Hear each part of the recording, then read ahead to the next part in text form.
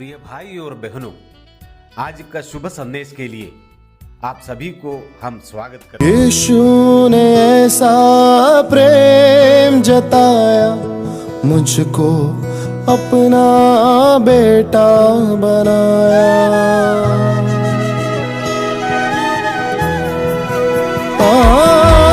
यीशु ने ऐसा प्रेम जताया, मुझको अपना बेटा बनाया। अपना लहू बहाया, जीवन नया दिलाया। अपना लहू बहाया, जीवन नया दिलाया। आज का संदेश प्रभु के दास पोएम मार्क 92 से बांटा जाएगा। प्रार्थना के साथ सुनिए। परमेश्वर के नाम की स्तुति हो। एक और बार प्रभु का वचन को लेकर आपके बीच में आने में प्रभु ने मुझे मदद किया। मैं प्रभु को धन्यवाद करता हूँ। इब्रानियों का किताब से हमारा पिछले 2 सप्ताहों से अध्ययन चल रहा था। परमेश्वर का वचन पुत्र के द्वारा दिया गया है, वो हम लोग देख रहा था। पूर्व युग में परमेश्वर ने बाप दादों से तोड़ा तोड़ा करके और बांदी बांदी से भविष्यवक्ताओं के द्वारा बातें किया है, तो अंतिम दिनों में हमसे पुत्र के द्वारा बातें की। प्रभु यीशु मसीह के द्वारा संपूर्ण वचन मुझे और आपको मिल गया है। यीशु मसीह का श्रेष्ठता भी हम दो देखे थे। यीशु मसीह का श्रेष्ठता क्या है?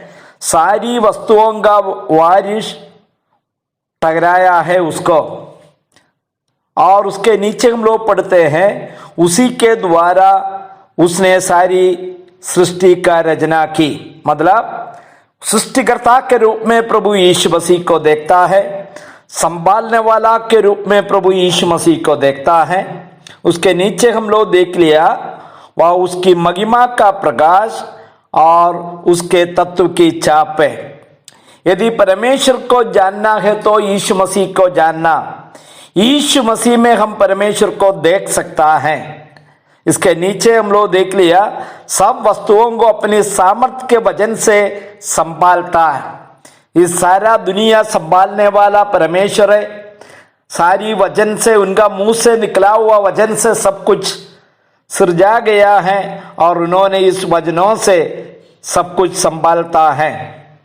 अभी हम लोग आज इसके नीचे का पदों को जरा और देखेंगे। पापों को धोकर ऊंचे स्थानों पर महिमा मगिन के दागिने जा बैठा है।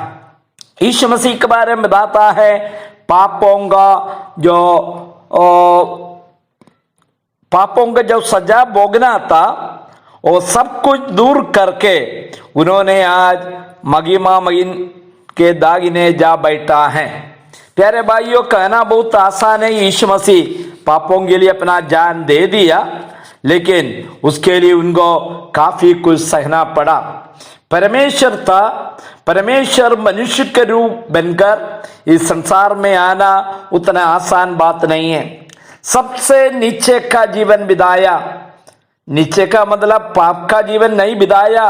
पाप को जानता नहीं था, पाप से अज्ञान था उन्होंने, लेकिन उन्होंने व्यक्तिगत तौर पर मुझे और आपको बचाने के लिए अपना जान क्रूस पर बलिदान के तौर पर दे दिया।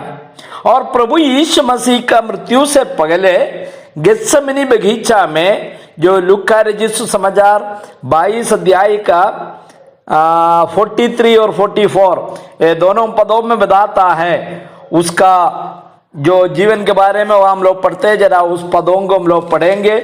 लूका रचित समाचार 22वां अध्याय और इसका 43 और 44 पद में हम लोग इसी प्रकार पढ़ते हैं।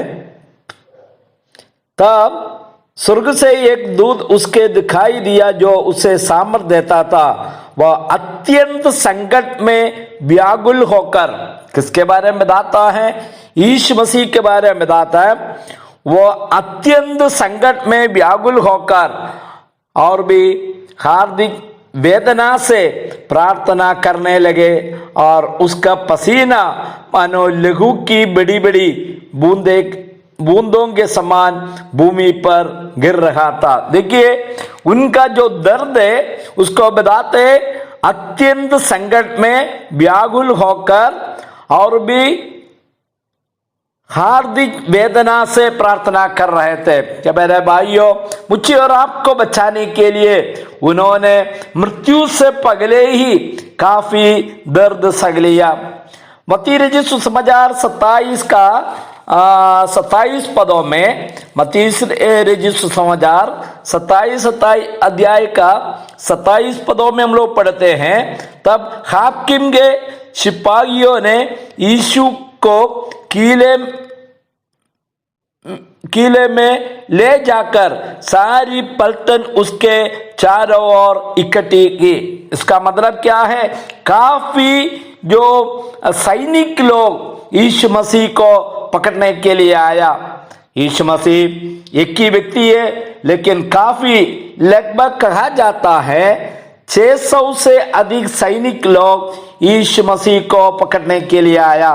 प्यारे भाइयों बहनों, मेरा और आपका पापों को दूर करने के लिए, मुझे और आपको कलवरी क्रूस पर हम मरने के जगह पर हमारे लिए अपना जान देने के लिए उनको बहुत दर्द और वेदना सहना पड़ा।